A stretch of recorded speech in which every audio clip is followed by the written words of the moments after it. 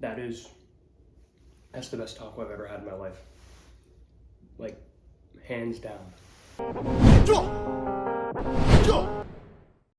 All right, let's make birria tacos. To start, we need some Guajillo chilies. We are going to de-seed those Guajillo chilies. I started with 5. You could adjust that recipe based on how much beef that you are making, and adding some Chilis De Arbol powder in there as well.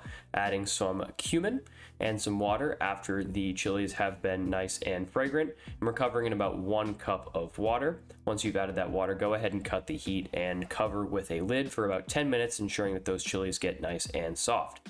We're going to add those to the bin of an immersion blender container. You could use whatever container you want, and you could use whatever blender you want, but I decided immersion was the way to go here. Link in bio for the one that I used. 5 cloves of peeled garlic and about 1/4 of an onion that is cut into quarters, and then topping off with some beef broth. This portion is optional. You could use water if you would like. Now you're going to blend this up with your blender of choice, immersion blender, link in bio by the way, and then you are just going to put that to the side for later. We're going to need it in a minute. We're going to cut up our chuck roast right here. This is about 1 pound of chuck roast, and we are cutting this into 4 equal pieces for our pot. This is just going to make it easier to place in the pot a bit later on. You can see my pieces right there. And we're going to cover this in a nice layer of salt. Make sure to get all sides and put that to the side for later.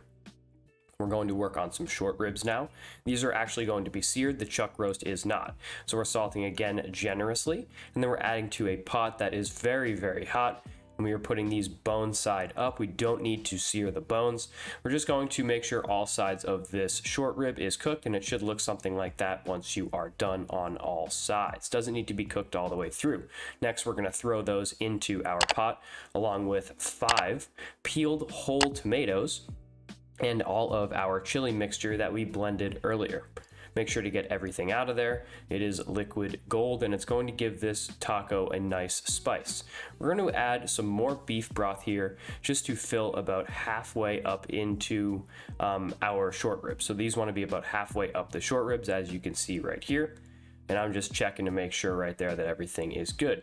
Now we're going in with all of our chuck roast, 4 pieces. Just want to make sure everything has a little bit of space to operate in this mixture for later on. Now we're going to add about 1/2 of a tomato that is once again quartered, 2 bay leaves, some pepper, additionally some coriander is going to go into that mix, and 1 cinnamon stick.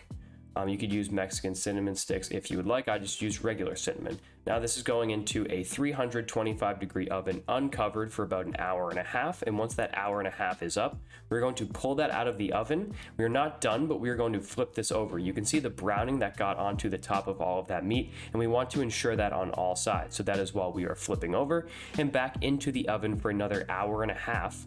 And once that is done, this is what our product should look like. All of the beef is very, very dark, looking beautiful. So we're going to remove all of that beef and add it to a pan. This is going to help us with our shredding in just a minute.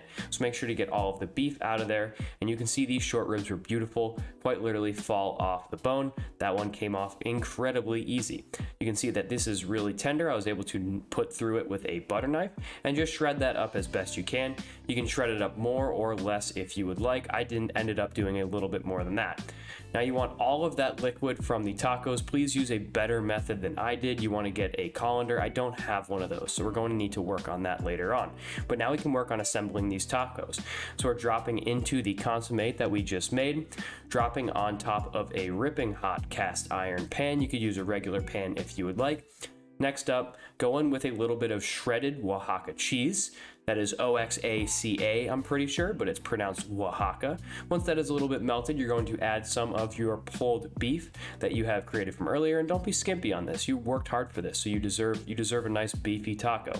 And then you're just going to fold that over. Once you have a beautiful browning on both sides, you can go ahead and remove. We're going to want to remove all of that liquid once we've used it on our tacos, and you'll hear me talking. So I'm currently eating in an unnamed location that is undisclosed, but these things look absolutely incredible. I would tear it apart, but I don't want to.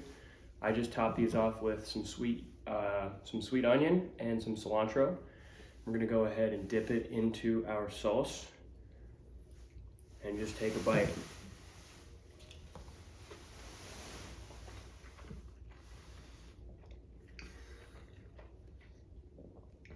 That's the best taco I've ever had in my life. Like, hands down. This is life-changing, to be honest. I think like any time that I need to host any group of people, this is what I'm making. Like, this wasn't that difficult for the most part. You're just waiting for everything in the oven. Like, please go out and do this, please.